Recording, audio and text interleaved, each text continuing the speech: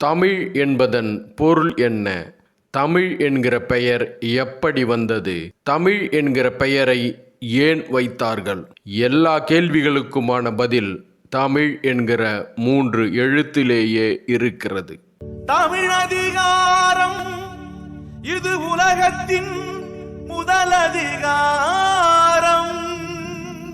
தமிழன் தன் உறவுகள் அனைத்தையும் தம்முடையது என்கிற உரிமையிலேயே பெயர் வைத்து அழைத்தான். தன் அம்மாவை உரிமையோடு தன்னை ஈன்றவள் என்றான்.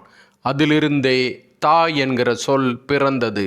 தாய் என்கிற சொல்லிலிருந்துதான் தாயம் என்கிற சொல்லை வகுத்தான் தமிழன். தாயம் என்றால் ஆளும் உரிமையை பெறுதல் என பொருள். தமிழர் விளையாட்டில் கூட தாயம் விழுந்தால்தான் விளையாடத் தொடங்கும் உரிமை கிடைக்கும். அப்பாவை உரிமையோடு தன் அப்பன் என்றான். அதுவே தகப்பன் என ஆனது. அதைப் போலவே தனக்கு முன் பிறந்தவனை தன் அண்ணன் என உரிமை கொண்டு அழைத்தான்.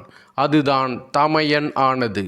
தனக்கு முன் பிறந்தவளை தன் அக்கை என உரிமை கொண்டு அழைத்தான். அதுதான் தமக்கை ஆனது. தனக்கு பின் பிறந்தவனை தன் பின்னவன் என உரிமை கொண்டு அழைத்தான். அதுதான் தம்பி ஆனது. தனக்கு பின் பிறந்தவளை தன் பின்னவள் என உரிமை கொண்டு அழைத்தான். அதுதான் தங்கை ஆனது.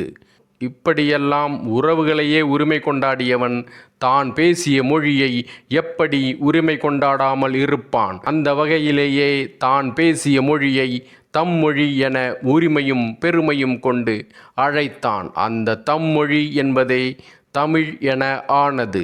தமிழ் என்பது தமிழனின் குருதியில் கலந்திருக்கும் தம்மொழி என்கிற உரிமையில் பிறந்த பெயராகும். தமிழ் அதிகாரம் இது உலகத்தின் முதல் அதிகாரம்.